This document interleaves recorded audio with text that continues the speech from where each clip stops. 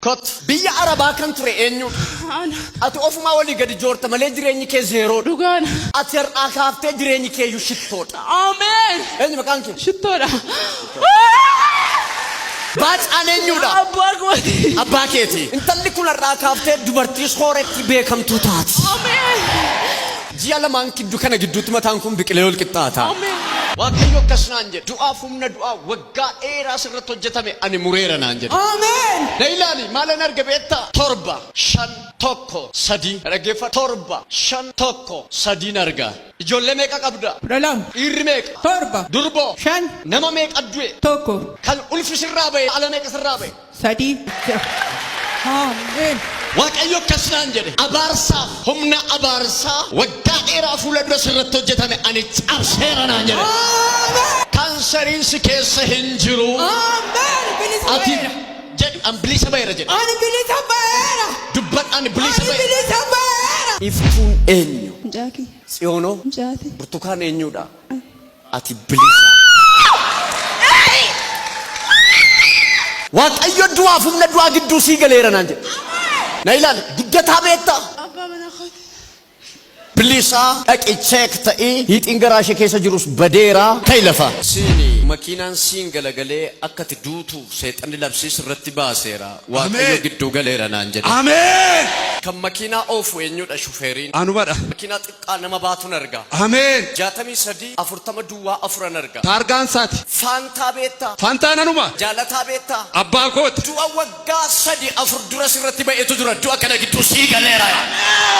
Ani beeku Waaqayyo akkas naan jedhe jijjiirraa haalaaf iddoon sii godha naan jedhe. Amiin. Nama uffata uffatee yookaan gaawonii adii uffatee chookiidhaan waa barreessuun arga yookaan nama waa barreessu. Anu. Maal hojjettaati? Barsiisa. Tammiru. Maquma koo Tammiruun. Namni kana dura si dha'ee si booddeen ba'ee nama si dha'een argee. Eeyyee. Naannoo guyyaa keessa naannoo sa'a 6tti si dha'an. Sirruma. Sa'a 6tti si dha'anii sa'a 7tti fuudhanii hospitaala si galchanii sa'atii 11tti of barte. Eeyyee. Gluukoos isirra kaa'anii sabaambooniin maa'in. Mucaa koo isaan gafaadha. Rabbiraanoo. Mucaa koo isa Bilisa isaanis atis. Mana servisii ijaaramee jiru keessa jiraatte beektaa?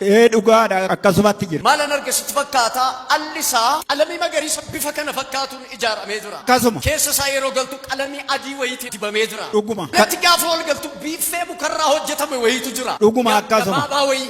Biiffee sanarra televezyiinii wayii jira. Dhuguma. Televezyiinii inchi 14 wayii. Dhuguma. Beekumaa eessatti beektaa? Anuma. Daawitiin beektaa? Mucaa kiyya. Akkas naan jedhe Waaqayyo. Ameen.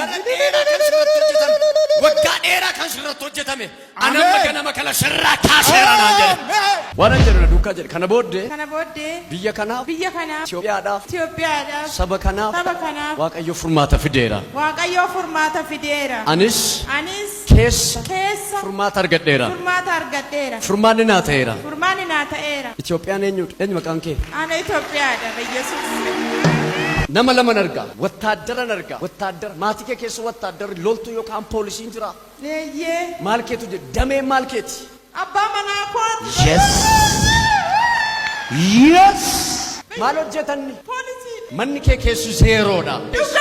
Mana kilaasii tokkon argaa. Mana kilaasii tokko keessa jiraatte beektaa? Yoom? Amma mana kilaasii tokko keessa jiraata? Mana keetti gaafa galu televezyiinii 14 inchii tokko duwwaan argaa. Mana kee keessa carqii buburree wayiitu jira gaarradamee. Qorqorroo wayiin mana qaramee jiruun argaa. Hawwiin eenyudha? Wattaaddara wayiin argaa. Habtaamuu beektaa?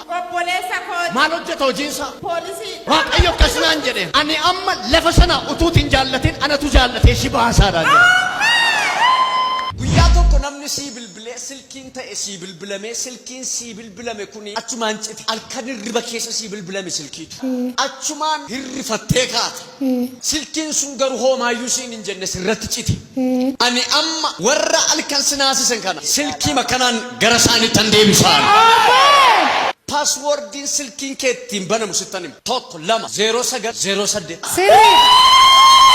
Daansee maal maqaan akkasii daansee? Maqaa kooti. Abbuu nama jedhamu. Mucaa kooti. Mucaa keeti. Come out, liqaqaat, and the cancer HIV, she's free.